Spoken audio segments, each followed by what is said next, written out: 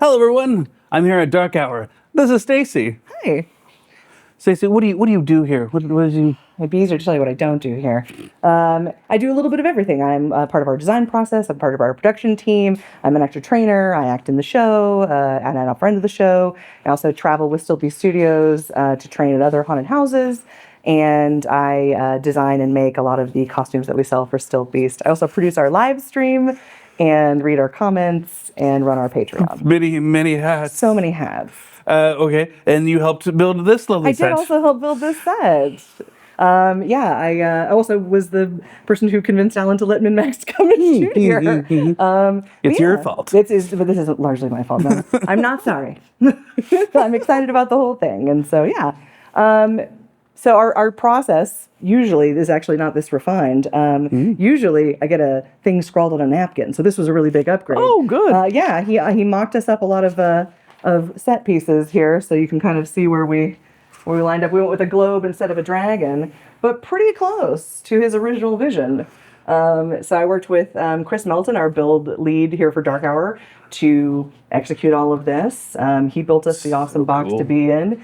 Yeah, we laser cut the foam for this. This is all EVA floor mat foam that we laser cut, and then Bug Aaron and I Dremeled it all to make it look hammered and painted it, and Q Lawrence, one of our tech guys, helped us put it all together. And yeah, everybody's had their hands in lots of pieces of this. This is Hair Ripper. Oh no! Yeah, so this is a heavy fight in the SCA. So this is one of the helmets that I've been lucky enough to get to wear, and it belongs to a friend of mine and her husband, David. This is his first helm, and a lot of people have worn this, so it was kind of a fun thing to get to include. And this is Chris's maul that he uses at the museum. It's called Hair Ripper because of the chainmail on there. Great. It's very grabby. Yeah, it does wish to rip your hair. Very grabby. Very handsy, that chainmail. Indeed. Very cool. So let's see. Yeah, the Sellsword fellows brought us a couple of these swords. So these are from Clark and David. And then the rest of them are swords out of Alan's collection because he is also an avid sword guy. And so, yeah, he had a lot of them about. These came out of the bucket of swords that's been living in makeup recently. Because sometimes you need a bucket of swords. Yeah, who needs? Yeah. Yeah. We very last minute got the banners. Literally really cool. The day before they came in to set up, they gave us the logo. So we laser cut these banners, got these put together super duper last minute. Also. Fully engineered the hanging stands and 3D printed the little fleur-de-lis ends there, like literally the day before. You can't really tell, but it's like lizard, like a dragon skin kind of texture. It matches a bit on Bensei's shoes, which was really funny. We tried not to give any spoilers away, but like, oh, there's a thing, and you're gonna see it. It's gonna be great. Actually, the first thing we built was the table itself before we even had the opportunity to start building the set. And you actually don't even see this at all in the show. But it does have laser detail all the way around the edges, and it does have a laser space. We weren't entirely sure if they were going to be playing in a virtual space or if they were going to be playing with miniatures and things like that. So we gave them a grid top just in case. And I think seeing that, we really do want to do miniatures for next time. Absolutely. I feel like he's already lost one of the magnets. No, it's there. Never mind. They're teeny tiny, but the DM magnets. Screen also we created. Oh yeah. Chris built the thing for it. I designed the laser etched thing on the front, and then hand painted all the little guys in it again, like the day we started shooting. Well, and you live streamed that too. So and we've got some video of that that'll be up on the Patreon. This is so cool. And then this is the door. Our dragon. So this is the DM door. So it's a little bit magic. The way Alan set this space up is like the DM is speaking this world into existence. So his is a little more magic focused, and he's creating and weaving this world that they're engaging in. And then you've got the lighting on the side, so that transitions you into the dungeon space where the players are. This is the world that they're experiencing at his hand. So he's helping make that magic for them. So this side is very wizardy coded. And so the door itself has no handle. He's got to, have a little bit of magic to open that, whereas the player door is a little more mundane. And Rue Newman helped us airbrush all of this and get it all put together. I laser cut the guy here. Bug Aaron cut all these rocks and did all the paint and stuff on those. We laser cut all of this trim and got that drywall covered. Is this what is this, more foam? Yeah, it's pink insulation foam. Oh, that's very cool. Yeah, and the edge here on the door is all EVA. Speak the devil, Rue Newman. And yeah, so this was also sort of the very tail end of the process. It was one of the very last things that got finished. Rue also made all of our rats. That's Rue. Super cute. This is Rue. Rue made all of our rats, and also the skull here in the corner. Rue is that flannel guy from the original. I am the orange flannel shirt guy. Orange flannel shirt guy. Now he's just that flannel shirt guy, because that one's not orange. I don't want to be trapped down to just wearing orange shirts, so I'll be that flannel shirt guy. Sure. So this is that flannel. Oh yeah, absolutely. He literally lives in flannel. It is known. So this is our sort of wizard bookshelf thing. We made all the books, Bug wrapped all the books, and Alan designed them all. And we also included their min-max play button. Got their whole, made over 100,000 subscribers on their YouTube channel before there was like any content there whatsoever, which is wild. Posted nothing. And also, David brought us this lamp that someone gifted him.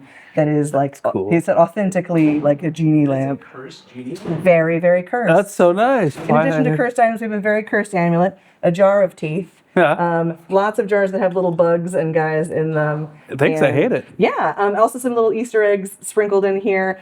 The Joy of Hex for Megan. We've got Necromancy for Dummies.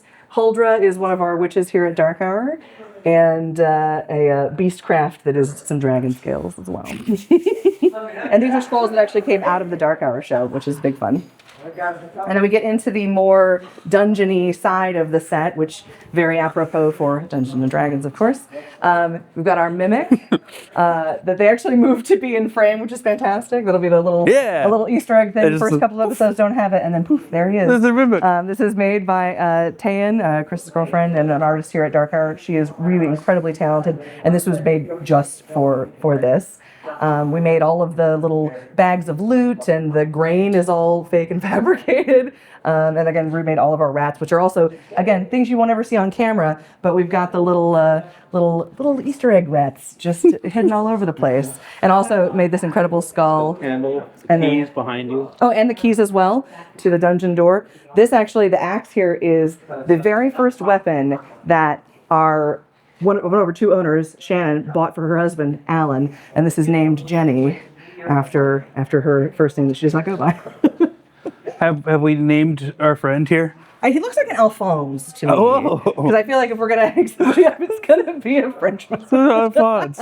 It's not the Frenchman we have on set. I know. This is the backup Frenchman, just in case. We made this actually on a live stream on Stillpiece Live.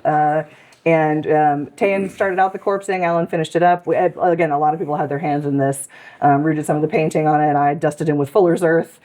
Chris made the shackles. Corpsing on it. Oh yeah, some additional corpsing. Corpsing is a thing that we actually do kind of a lot in both our industry generally, but also we've got a couple of different tutorial videos on how to do it with a couple of different methods. This is Alan we do it enough that we forget that that's not a common term that people. They're like, corpsing a skeleton. It's just a skeleton that we turned into a corpse. Normally it's the other way around. I've been to a body farm or two. Yeah. Alan also custom made the teeth on this. Because the actual teeth that come on the skeleton itself are not very prominent, and you really wanted them to be able to be seen. So the jail cell came out of a previous set that we had on Darker. You actually can get into it. It opens not from the side you think it opens from. It opens from the hinge side, which is one of those little haunted house things that we get to have. And of course, all the rock here is from Universal Rock. They make some incredible scenic stuff that you can just put up really quickly, and so that saved us a lot of time on rolls having to up individually nicely. make. Yeah, it's a nice big roll of rock. Different than rock and roll. That's different. And then in general, what's Dark Hour? So Dark Hour is a haunted house, very high fantasy, high concept. For a coven of witches that are trying to take over the world. And so we have a lot of different environments in the show for each of the 13 different witches. Also, in addition to the haunted house that operates throughout the entire year, we have the North American Cryptid Museum. I just saw the Smasher Pass video that Mateo did. Really, really, really funny.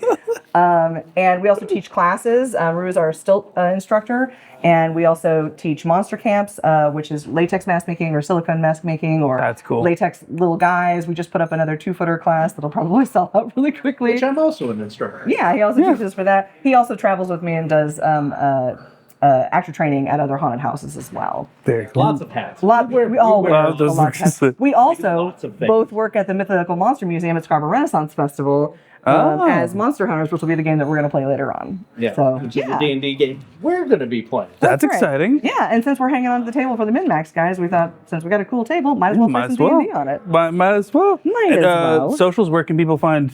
You can find us at Dark Hour Haunted House pretty much everywhere. You can find us at the North American Cryptid Museum. You can find us at Stiltby Studios. You can find us at the Mythical Monster Museum at Scarborough Road, the Bestiary of Raptors and Crane, the Mythical Monster Museum. We're Very cool. Yeah, we're pretty much everywhere. And I personally am doing something scary. This is the flannel guy. That flannel shirt guy. That flannel shirt guy. That's right. He's not all made out of flannel, only the shirts. Yeah. Got it. But yeah, so any questions about the process or? So many questions. Yeah. No, I have no questions. I mean, how long have you guys been doing this? Like, you've been, you individually, and then like the... Individually, I've been working in haunted houses since I was 16, and I'm 41, so a couple of years. A few years. Yeah, a few years. I've been working at Stiltby's. Actually, both of us have been working at Stiltby since 2017. So coming up on 9 years, 10 years. Almost the exact same time as each other. Yeah, So, very close, very close. So yeah, a few years. A few years.